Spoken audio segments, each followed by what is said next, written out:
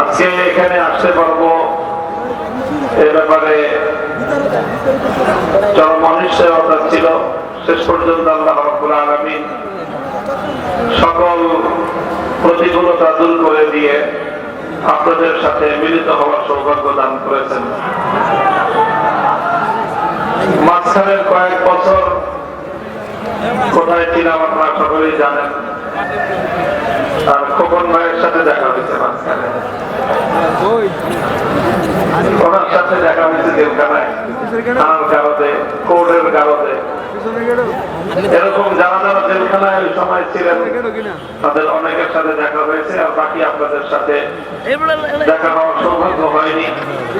তবে আল্লাহ পাকের শুকরিয়া আদায় করি যে আমাদের অবর্তমানেও আল্লাহ তার দ্বীনের কথাগুলো আপনাদের সামনে বলার মতো আমাদের কিছু ভাইদেরকে তৈরি করে দিয়েছেন।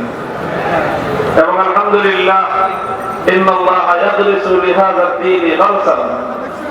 আল্লাহ রাসূল সাল্লাল্লাহু আলাইহি ওয়াসাল্লাম ইরশাদ করেছেন যে আল্লাহ এই দ্বীনের জন্য স্বাস্থ্যকর অল টাইম ফ্যামিলি কেক, সব সময় অল টাইম হেলদি লাইফ।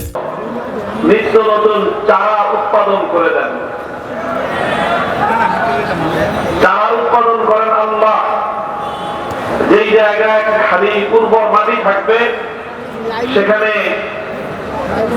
উন্নত মানের গাছের চারা যদি কোনোভাবে রোপণ করা যায় তো সেই চারা উৎপাদন হবেই। তো স্বয়ং আল্লাহ রাব্বুল আলামিন বলেছেন যে বিভিন্ন সময়ে সময়ে যখনই প্রয়োজন হবে আল্লাহ এই দ্বীনের জন্য এরকম নতুন নতুন মুখ তৈরি করে দিবে, যাদের কথা কেউ কোনোদিন কল্পনাও করে নাই।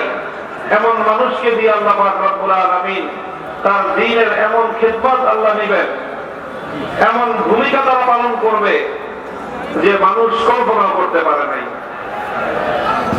তো 2021 সালে মনে হয়েছিল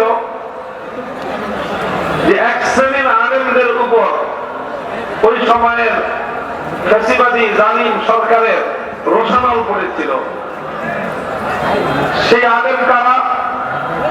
যারা সমাজের অন্যায় এবং অসঙ্গতি দিয়ে, বিশেষ করে রাষ্ট্র এবং রাজনীতিতে ইসলাম বিরোধী যখন কার্যকলাপ হয়, ওই কাজগুলোর ওই সকল অন্যায়ের যারা প্রতিবাদ করে ওই সকল আলেমরা ছিল বিগত সরকারের প্রথম সারির দুশমন।